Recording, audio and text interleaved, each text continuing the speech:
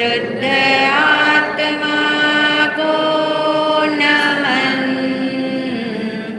मैं हूँ आत्मा शुद्ध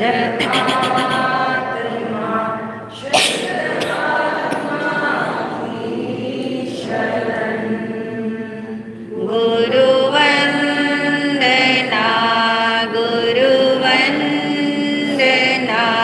गुरुवंदना बारंबार। गुरुवंदना गुरुवंदना गुरुवंदना बारंबार।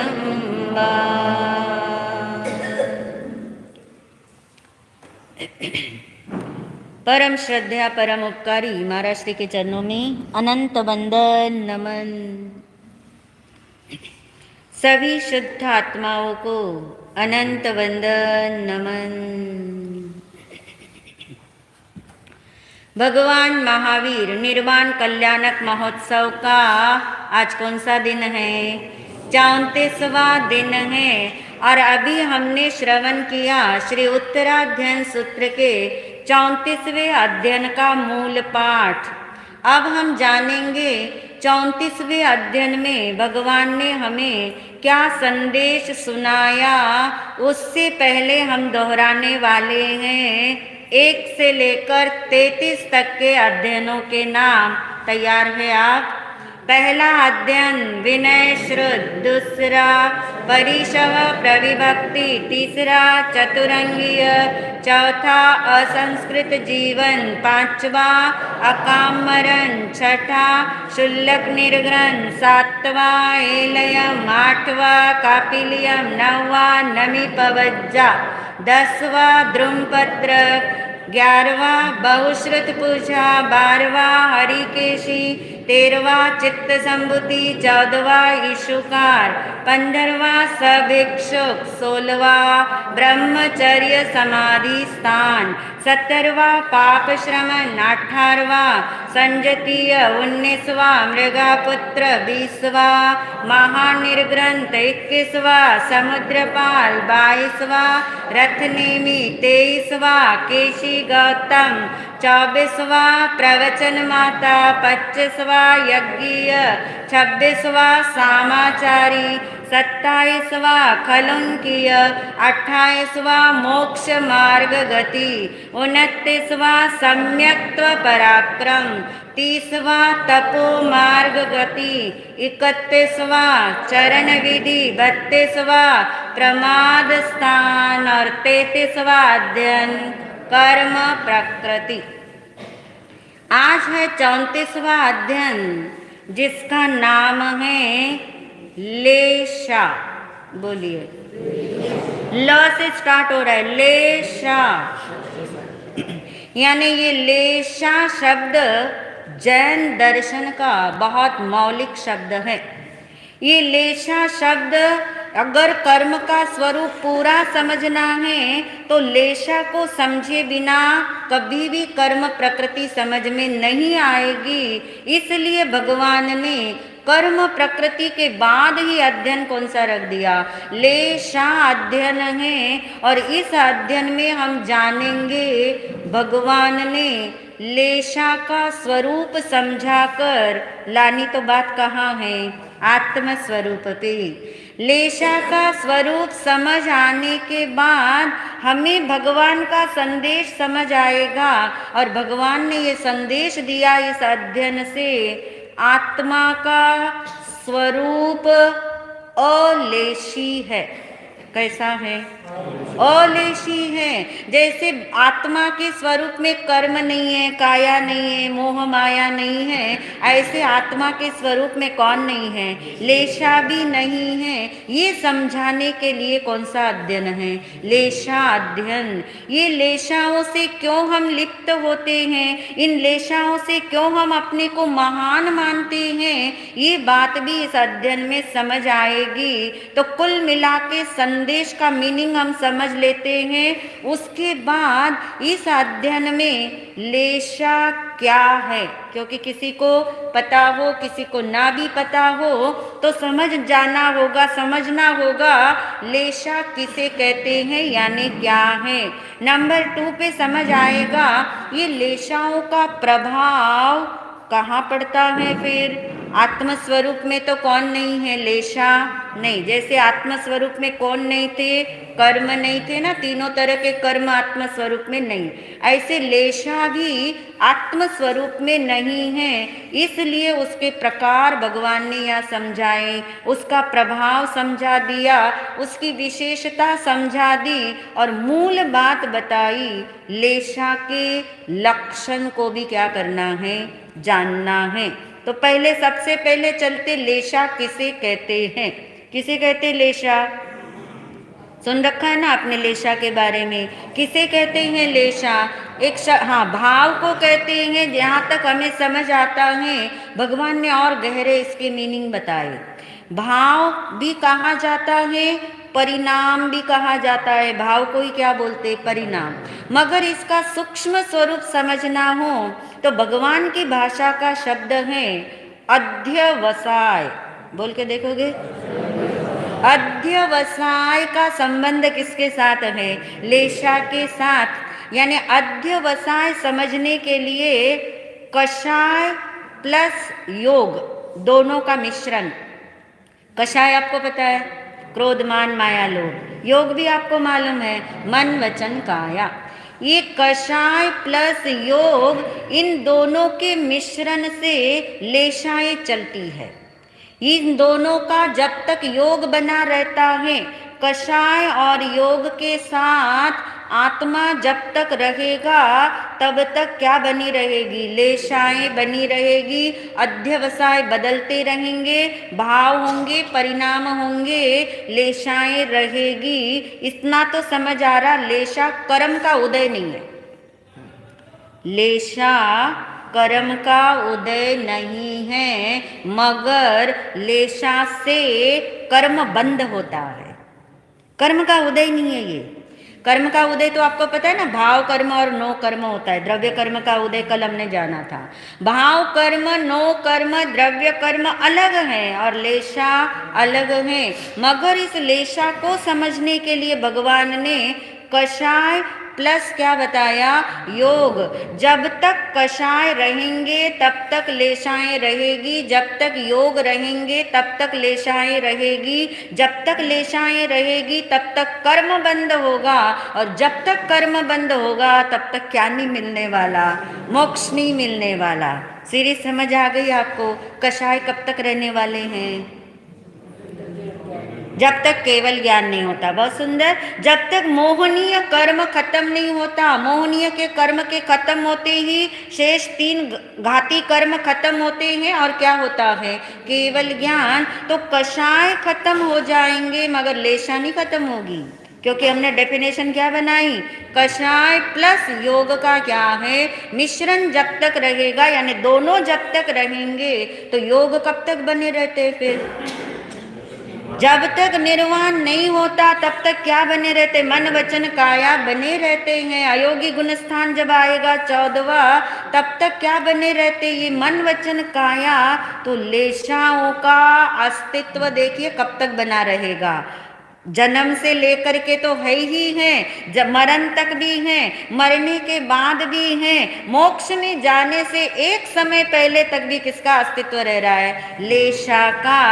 यानी लेशा जब तक है, कषाय या योग दोनों में से एक भी रहेगा तब भी क्या रहेगी, लेशा। तो इतने से हमें समझ आ रहा है कि लेशा यानी भाव है। मगर अकेला भाव बोलेंगे तो मिस्टेक कहाँ हो जाएगी, फिर हम सोचेंगे शुभ अशुभ भाव तो खत्म हो जाते, कहाँ पे, भाव कर्म समाप्त हो जाएगा, कब, केवल ज्ञान। मगर केवल ज्ञान के बाद भी लेशा तो बनी रहती हैं, इसलिए योग शब्द भी याद रखना। इसलिए भगवान ने अध्यवसाय शब्द दिया।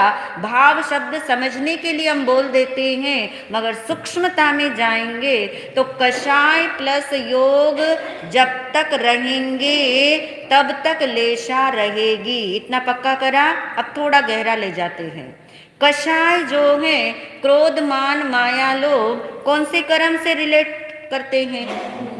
मोहनीय कर्म। मोहनीय कर्म में भी दो पार्ट कर दो, दर्शन मोहनीय और चारित्र मोहनीय। तो कषाय किससे संबंधित है? चारित्र मोहनीय से, दर्शन मोहनीय से नहीं। दर्शन मोहनीय यानी मिथ्यात्व। चारित्र मोहनीय कर्म से कषाय चलते हैं और कषाय जो है वो एक जैसे नहीं रहते, तीव्रतर भी होते हैं, तीव्रतम भी होते हैं, तीव्र भी होते हैं, मंद भी होते हैं, मंदतर भी होते हैं और मंदतम भी होते हैं। यानी कषाय की तीव्रता और मंदता से शुभ और अशुभ भाव उदय में आते हैं। पढ़िए आपने पूरा वाक्य, फिर से दोहरा। कषाय की तीव्रता और मंदता के उदय से, यानी चारित्र मोहनीय कर्म के उदय से क्या होते हैं? शुभ भाव और अशुभ भाव उदय में आते हैं। इसका मतलब ये हो गया कि कषाय की मंदता होगी तो कौन सा भाव आएगा? शुभ भाव आएगा। तीव्रता होगी तो कौन सा भाव आएगा? तो अब देखिए उल्टा चलाते हैं। अगर बहुत शुभ भाव आज आ रहा है आपको, तो आपको क्या याद आना चाहिए? मेरे कषाय की इस समय क्या है? मन। इससे पता है क्या होगा? इससे हम भाव के साथ जुड़ेंगे नहीं। हम सारा टाइम किससे जुड़े रहते? या क्रिया से जुड़े रहते या भाव से जुड़े रहते? क्रिया से जुड़े रहना यानी योग से जुड़े रहना, और भाव से जुड़े रहना यानी कषाय से जुड़े रहना। कषाय और योग से जुड़े रहना यानी प्रति समय क्या हो रहा है? कर्म का बंध। फिर कैसे मिलेगी मुक्ति? इसीलिए स्वरूप समझना, यानी अच्छे भाव आ रहे हैं तो मैं अच्छा हो गया, अच्छे भाव से मैं महान हो गया। बुरा भाव आ गया तो मैं बुरा हो गया, ऐसा नहीं है। क्योंकि ये भाव, ये शुभ अशुभ भाव, इसका कंट्रोलर कौन है? कौन है? आप नहीं हो। आप होते तो फिर कब से चले जाते मोक्ष में, फिर तो जल्दी से कंट्रोल कर लेते, फिर तो ये दशा ही नहीं होती, फिर तो ये शिकायत ही नहीं करते, अरे मेरा शुभ भाव टिकता क्यों नहीं, मेरा अशुभ भाव हटता क्यों नहीं। ये शिकायत ही आपकी खत्म हो जाती। मगर आपके हाथ में नहीं है, क्योंकि आप कौन हो? आप शुद्ध आत्मा हो। वो कंट्रोलर नहीं है।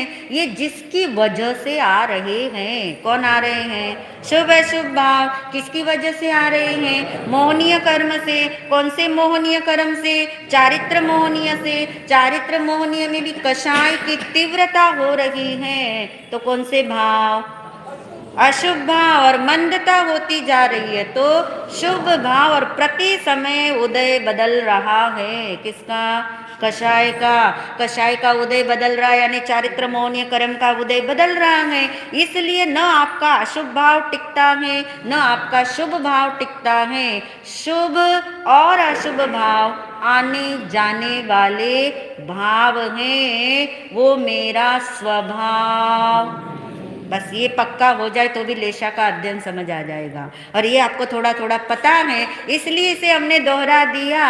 ये मेरा स्वभाव नहीं है तो फिर ये संयोग है। इससे मुझे अपने आप को महान या पापी नहीं मानना है, तो लेशा से अलेशा की तरफ आ सकते हैं। वरना हम इसी कर्म बंध में, प्लस माइनस में, शुभ अशुभ में ही क्या रहते हैं? उलझे रहते हैं। तो लेशा समझ आ रहा है शब्द क्या है, वो भाव के साथ कैसे जुड़ा है। और योग भी है ना, तो क्रिया के साथ भी जुड़ा है। योग से क्या होती है? क्रिया। कषाय से क्या होते हैं? भाव। जब तक कषाय का उदय तब तक कौन रहेंगे? शुभ अशुभ भाव, शुभ अशुभ भाव। और योग जब तक रहेंगे तब तक क्या रहेगी? क्रियाएं। दोनों जब तक रहेंगे तब तक क्या रहेगी? लेशाएं रहेगी। और ये भाव पलटते हैं, उदय पलटता है, इसलिए लेशाएं भी क्या होती है? पलट जाती हैं। मगर इन लेशाओं का प्रभाव कहाँ कहाँ पड़ता है? एक भाव है, एक क्रिया है। अब भाव और क्रिया में आप क्या समझोगे? एक तरफ कषाय है, एक तरफ क्या है? योग है। कषाय और योग यानी भाव और क्रिया, ऐसा आप बैठा लीजिए। और इसमें एक और समझने जैसी चीज है, क्या जैसे भाव होंगे वैसा ही हमारी क्रिया होगी क्या? जरूरी नहीं है। जैसी क्रिया हो रही होगी वैसे आपके भाव होंगे क्या? नहीं, क्योंकि दोनों ही पलट रहे हैं। दोनों पल पल यानी समय समय पे क्या हो रहे हैं? पलट रहे हैं। और इन पलटती चीजों से जुड़ गए तो कर्म का बंध होगा, क्योंकि लेशा आपकी पलट रही है, वही आपका कर्म का बंध कराती रहती है। और यदि आपने कर्म के उदय में अपने को अलेशी माना कि मेरा स्वरूप कैसा है, मैं अलेशी हूं, बोलिए,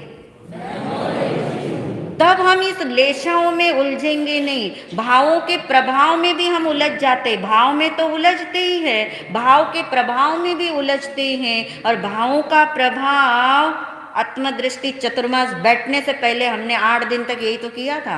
भाव का प्रभाव अपने पर भी पड़ता है। अपने से मतलब शुद्ध आत्मा नहीं है यहाँ पे, अपने पर भी पड़ता है, यानी अपने भाव, शुभ अशुभ भाव पे भी पड़ता है, शुभ अशुभ क्रिया पे भी पड़ता है, सामने वाले पे भी पड़ता है, और वातावरण पे भी पड़ता है। इसलिए ऑरा तैयार होता है।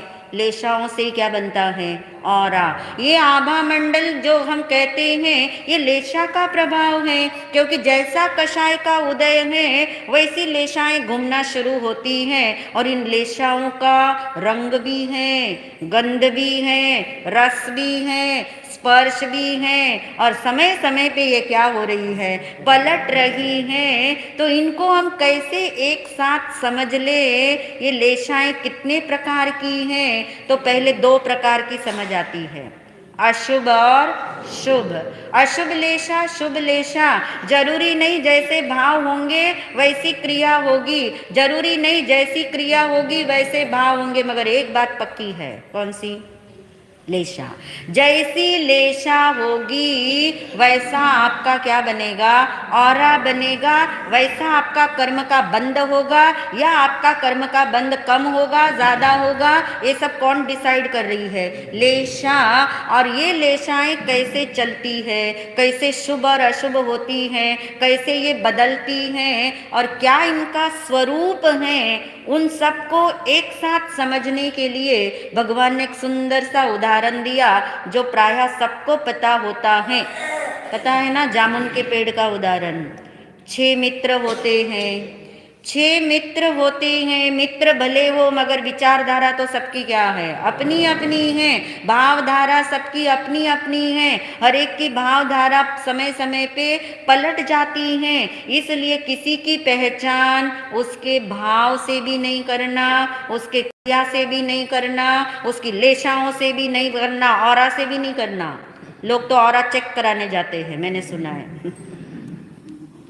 ऑरा से भी नहीं करना पहचान, किससे करना? स्वरूप से करना कि तू कौन है, शुद्ध आत्मा है। फिर देखिए, कोई विकल्प ही नहीं, कोई राग द्वेष ही नहीं, कोई विकल्प नहीं, कोई राग द्वेष नहीं। लेशा का प्रभाव खत्म करने के लिए और अलेशी स्वरूप की तरफ आने के लिए भगवान ने सुंदर सा रहस्य हमें बता दिया। मगर पहले लेशाओं का स्वरूप समझ आए। 6 मित्र हैं, सैर करने गए हैं, जंगल का मामला है, घूमते घूमते दूर निकल गए, प्यास भी लगी, भूख भी लगी, क्या करे? पानी कहीं दिखता नहीं, खाने के लिए कुछ नहीं। चलते चलते उन्हें दिखाई दिया एक जामुन का पेड़ जिसपे बहुत से जामुन लगे हुए हैं। और उन 6 ने सोचा कि ये हमारा भूख और प्यास दोनों को मिटाने का क्या होगा? साधन सिद्ध होगा। 6 मित्र खड़े हैं, जामुन के पेड़ के नीचे खड़े हैं, भूख और प्यास उनकी तड़प है, इच्छा सबकी जामुन खाने की है। अब देखिए, सबकी इच्छा एक समान है, क्या खाए जाए? जामुन। मगर कैसे खाए जाए? अब विचारधारा अलग अलग चलती है। पहले मित्र ने सुझाव दिया, सारे सुझाव आपको याद रखने हैं। पहले मित्र ने सुझाव दिया, जामुन खाने हैं, तेज हमें भूख और प्यास लगी है, ऐसे करो, टाइम हमारे पास ज़्यादा नहीं है, इस जामुन के पेड़ को जड़ मूल से क्या करो, उखाड़ दो। मूल से ही क्या कर दो, उखाड़ दो, पूरा जामुन का पेड़ गिर जाएगा। जितना खाने कहा, तेरा सुझाव मुझे इतना जचा नहीं। मेरा सुझाव ये है कि यदि पेड़ को जड़ मूल से काट दिया जाएगा, बेचारा दोबारा पनप नहीं पाएगा। तो ऐसे करो, काटना तो मैं भी चाहता हूँ, मगर बीच में से काट दो, जिसे कहते स्कंद से, तने से क्या कर दो, उसको काट दो, जड़ मूल से मत उखाड़ना। फिर क्या होगा, फिर दोबारा से वृक्ष क्या होगा, पनप पाएगा। तीसरे मित्र ने कहा, तुम दोनों का सुझाव मुझे बिल्कुल नहीं जचता, क्योंकि क्या जामुन जड़मूल में लगे हैं, तने पे लगे हैं, शाखा पे लगे हैं। ये देखो बड़ी बड़ी शाखा है, ब्रांच जिसे आप कहते, बड़ी बड़ी शाखाएं हैं। ऐसे करो, एक बड़ी शाखा को तोड़ दो और अपने आप जामुन कितने मिलेंगे, जितने खाने उतने खा लेना, बाकी आगे चल देना। ये 3 मित्र के सुझाव हैं। चौथे मित्र ने कहा, अरे इतने सारे जामुन जब हम खा ही नहीं सकते, तो इतने सारे तोड़ने का, इतनी बड़ी शाखा को तोड़ने का कोई मायना नहीं रखता।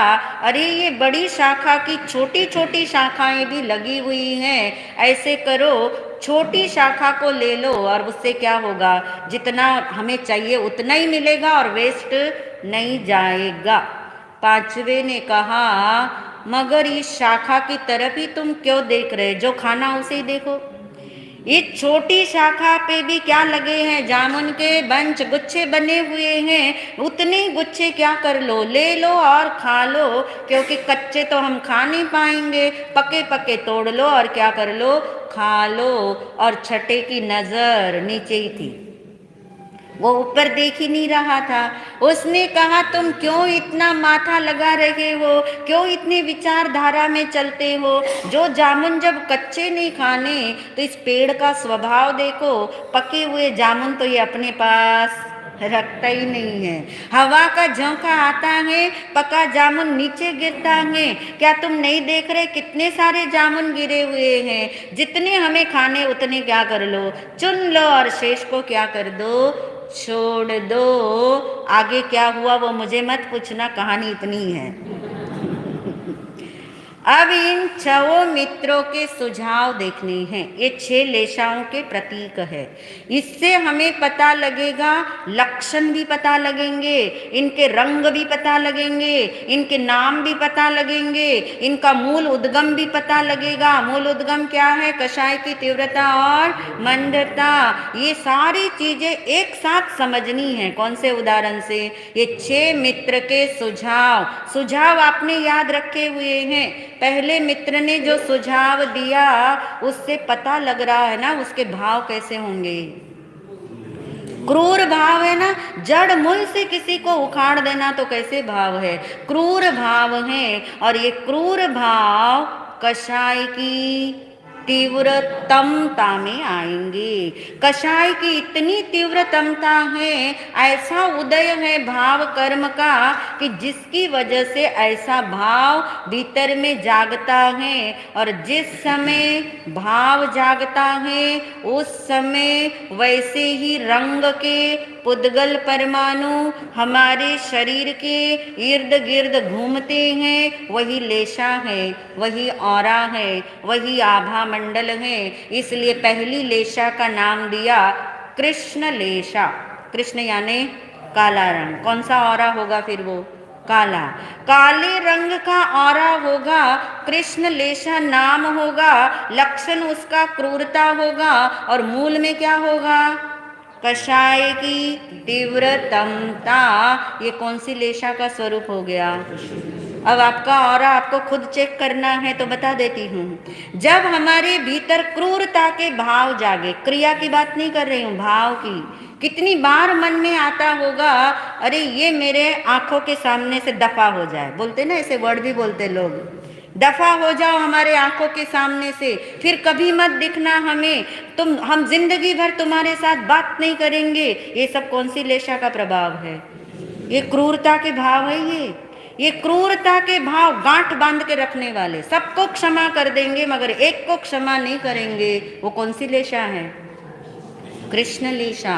काले रंग का वो ऑरा है, कषाय की ऐसी तीव्रतमता है, और ये तीव्रतमता अपने आप ही चेक कर लो और अपने आप ही चेंज कर लो। चेक और चेंज का यहाँ पे चलता है, क्योंकि क्यों चलता है? समय समय पे क्या हो रहे, भाव बदल रहे हैं, और ये भाव बदल रहे इसीलिए बहुत बड़ी सुविधा है। यदि भाव स्टेबल रहते तो कोई मोक्ष में नहीं जा सकता, किसी के कर्म निर्जरा ही नहीं हो सकती। इसलिए कहाँ भाव बदलते हैं तो आप अपने भाव को देख करके, चेक करके किसको चेंज करोगे? लेशा को चेंज करोगे तो कर्म ही बांधते रहोगे ना पदम जी। अगर मान लो अशुभ में से शुभ लेशा में आ गए तो भी कर्म ही तो बंधेंगे। अभी तुमने पक्का किया कषाय और योग जब तक रहेंगे तब तक कर्म बंधेंगे। किसको चेंज करोगे? क्या चेंज करोगे? भावों को चेंज नहीं करना, वो आपके हाथ में नहीं है, वो आपको पकड़ ही नहीं। हाँ, भाव को चेंज नहीं करना, आपको किसे चेंज करना है? दृष्टि को चेंज करना। दृष्टि ही चेंज हो सकती, कैसे करोगे? ये भाव मेरे स्वरूप में नहीं आया है, मैं आत्मा अलेशी स्वरूपी हूँ, इतना भी याद आ जाए, इतना ही मानने में आ जाए, फिर आप देखिए आप भाव में से कहाँ आ गए? सीधा स्वभाव में आ गए। यानी कृष्ण लेशा के भाव आने से मैं पापी नहीं हो गया। यदि मुझे क्या याद आ जाता है, मुझे क्या स्मृति में आता है, और अगर ये स्मृति में आएगा तो जिसके लिए मारने काटने के भाव आ रहे थे, जड़ मूल से खत्म कर देने के भाव आ रहे थे, वो आत्मा कैसा दिखेगा? फिर वो शुद्ध आत्मा दिखेगा। अगर वो शुद्ध आत्मा ना दिखे और आप शब्दों से ये दोहराते चले जाओ तो कुछ होने वाला नहीं है। दोनों थर्मामीटर पैरेलल हमारे चलने चाहिए। कृष्ण लेशा समझ आ गई, लक्षण समझ आ गया, और उस समय क्या करना चाहिए उसको प्लस माइनस करने मत जाना। आप किसकी तरफ आना? अपनी तरफ। अपनी तरफ आने से दृष्टि बदलती है। भावों में उलझने से शुभ और अशुभता ही रहती है, ये पक्के से याद रखना। दूसरे मित्र का सुझाव क्या था? तने से क्या कर दो? काट दो। यानी काटने का तो भाव है ही, मगर थोड़ा सा बेटर हुआ, इतना बेटर हुआ कि भाई हमारे बाद भी ये क्या रहे, पनपता रहे। यानी जड़ मूल से नष्ट करने के भाव नहीं आते, मगर नंबर 2 के भाव, यानी दूसरी लेशा का नाम बताया, नील लेशा। कौन से रंग के परमाणु? नीले रंग के परमाणु इर्द गिर्द घूमेंगे, ऑरा आपका वैसा बनेगा। लक्षण पहचान बताइए, अपना ऑरा चेक कर लेना, क्योंकि जिंदगी में बहुत कम समय ऐसा होता है जब क्रूरता आए। मगर नील लेशा का लक्षण बताया ईर्षा। ईर्षा तो सबको ही मालूम है, दूसरे का सुख नहीं सुहाना, दूसरे की उन्नति अच्छी नहीं लगना, मेरे से बढ़ के कोई नहीं होना चाहिए, फिर उसके लिए मैं कुछ भी कर सकता हूँ, उसके लिए मैं कुछ भी कर सकता हूँ। ये जो भाव आता है, जलस फीलिंग आती है, उसका नाम क्या है? नील लेशा। और वो आती है कषाय की तीव्र तरता से। वो तीव्रतमता थी, ये क्या है? तीव्र तरता। थोड़ा बेटर है कषाय, मगर इतना बेटर नहीं कि अपनी तरफ नजर आ सके। तीसरे मित्र का सुझाव क्या था? बड़ी शाखा को कट देना, यानी तोड़ देना। तोड़ने का ही भाव है ना, अभी तक तो तोड़ने का ही भाव है अंदर में, और वेस्ट करने का ही भाव है। तीसरी लेशा का नाम है कापोत लेशा। उसका रंग कबूतर के गर्दन की तरह बताया। कापोत यानी कबूतर होता है, कबूतर के रंग, गर्दन के रंग की तरह भूरा रंग है, ग्रे कलर है, ऐसा ऑरा बनता है। और लक्षण उसका बताया कपट, दिखता नहीं और होता है। मन में कुछ है, बाहर में कुछ है, वचन में कुछ है, क्रिया में कुछ है। योग की वक्रता से लेशा का दुष्प्रभाव बढ़ता है। जहां भी कषाय योग आपको याद आ जाए, आप लेशा को भी याद रखना। अगर आपने लेशा को याद रखा तो फिर आप अलेशी स्वरूप की तरफ आना भी क्या रखोगे, याद रखोगे। तो बहुत सारे कर्म बंध से आपका क्या हो जाएगा, फासला हो जाएगा। तो कपट के भाव कषाय का कैसा उदय है, तीव्र उदय है। तीव्र उदय है कषाय का। आपका ऑरा ग्रे कलर का होगा और उस लेशा का नाम होगा कापोत लेशा। ये 3 लेशाओं का एक नाम है, अशुभ लेशा। और एक नियम याद रखिए, जब तक अंदर में अशुभ लेशा का प्रभाव तेजी से चलता होगा तब तक धर्म का शुभारंभ नहीं होता, सम्यक दर्शन नहीं होता, आत्मदृष्टि नहीं खुलती। धर्म क्रियाएं हो सकती हैं, आपकी धर्म आराधनाएं भी हो सकती हैं, मगर धर्म का प्रारंभ नहीं होता। अब 3 लेशा शेष शुभ लेशाएं हैं, जिसका चौथी लेशा का नाम है तेजो लेशा। रंग है लाल। सुझाव क्या था मित्र का? अब उसकी दृष्टि नीचे से हटके ऊपर और ऊपर से हटके थोड़ा फल की तरफ जा रही है। अभी भावों में तो चाहे यही है कि मुझे ये चाहिए, पेड़ से अलग करने का भी भाव ही है, मगर फिर भी कषाय की क्या है यहाँ पे, मंदता है। कषाय मंद हुए हैं और कषाय की मंदता में यदि मिथ्यात्व मंद हो जाए तो धर्म का क्या होता है, फिर प्रारंभ होता है। वो तेजो लेशा लाल रंग का औरा है और इस तेजो लेशा में धर्म का क्या होता है, प्रारंभ होता है। कषाय की क्या रहती है, मंदता। 5वीं लेशा का नाम है पद्म लेशा। रंग है पीला। कषाय की क्या है यहाँ पे, मंद तरता। अब इसका लक्षण क्या है, तेजोलेशा का भी लक्षण जानना शेष है। तेजोलेशा का लक्षण क्या है, लक्षण इंपॉर्टेंट है, पहचान होती है उससे। तेजोलेशा के लक्षण में अंदर में हृदय यानी भीतर में मन या भाव दयालुता का होता है, करुणा का होता है, विनय का होता है। यानी जहाँ पे ऐसी मृदुता आती है, कोमलता आती है, दया भाव आता है, अपने जैसा दूसरे को मानने का मन करता है, ये नहीं कि मैं तो अच्छा, मेरा तो सब कुछ अच्छा रहे, ऐसा भाव वहाँ समाप्त हो जाता है। वो अपने जैसा ही दूसरे को जानता है, फिर वो किसी भी जाति का हो, किसी भी गति का हो, आपके घर का सेवक हो या कहीं बाहर काम करने वाला हो, सब उसे कैसे नजर आते हैं। इसलिए वो सबको एक जैसा देखता है, तो सबके लिए एक जैसे शब्द भी निकलते हैं, सबके लिए एक जैसी भावधारा चलती है। यानी दयालुता, विनम्रता, ये किसका लक्षण है, तेजोलेशा। अब है पद्मलेशा का लक्षण, जो कषाय की कैसी है यहाँ पे, मंद तरता। मंद से भी मंद हो गए कौन, कषाय। और यहाँ पे जो चित्त है हमारा, वो इतना उपशांत हो गया कि अब कोई अशुभ विकल्प ही उसे उठता नहीं। अशुभ कर्म खत्म नहीं हुआ, मगर क्या हो गया, उपशांत यानी दब गया। ऐसा दब गया कि अब मात्र आत्म साधना पसंद है, बाकी कुछ भी पसंद नहीं है। उसका पूरा अंतर्मुखी चित्त जिसे हम कहते हैं, अंतर्मुखता उसे पसंद आती है। वो कौन सी लेशा का लक्षण है, पद्म लेशा का लक्षण है। और लास्ट बताई जो कषाय की क्या है यहाँ पे, मंदतमता है।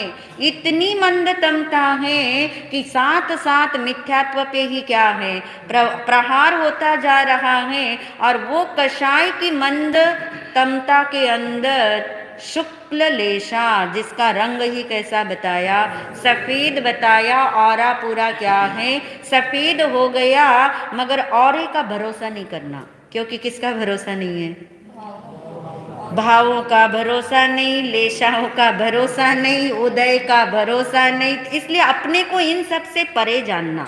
इन सब से परे मानना, ये सब बाहर में हो रहा है ये जानना, और ये जो अंतिम शुभ लेशा है, शुक्ल लेशा, ये भी बदल जाती है आने के बाद, ये भी बदल जाती है। 6 लेशा पल पल समय समय क्या होती है, बदल जाती हैं। मगर जैसे जैसे मिथ्यात्व मंद होगा, जैसे जैसे कषाय जो है मंदतम मंदतर होता जाएगा, वैसे वैसे अशुभ लेशाओं से मुक्ति मिलती है, शुभ लेशा की तरफ आते हैं। जिस दिन केवल ज्ञान हो जाता है उस दिन क्या होगा, लेशाएं खत्म हो जाएगी, नहीं होगी, परम शुक्ल लेशा हो जाती हैं। यानी सिर्फ वहां कषाय तो खत्म हो गए ना, मिथ्यात्व भी खत्म हो गया, मौनीय कर्म खत्म हो गया, सिर्फ कौन रह गए, योग रह गए। और योग की प्रवृत्ति जैसे चलती है और जैसे कर्म का बंद होता है एक समय में कि दूसरे समय में क्या हो गया, खत्म हो गया, वहां टिकाव ही नहीं रहता। और जब सिद्ध भगवान बनते हैं तब कौन सी लेशा साथ में जाएगी, वो तो अलेशी हो जाएंगे। इसलिए मेरा स्वरूप कैसा है, अलेशी है। लेशाओं को जानने का अध्यात्म सार यही है, भाव में अटकना नहीं, भाव का भरोसा करना नहीं, भाव से अपने आप को महान मानना नहीं, लेशाओं के चक्कर में पड़ना नहीं, औरा के चक्कर में पड़ना नहीं, आभा मंडल चेक करना नहीं, मात्र एक ही काम करने जैसा है, मैं आत्मा अलेशी स्वरूपी हूँ।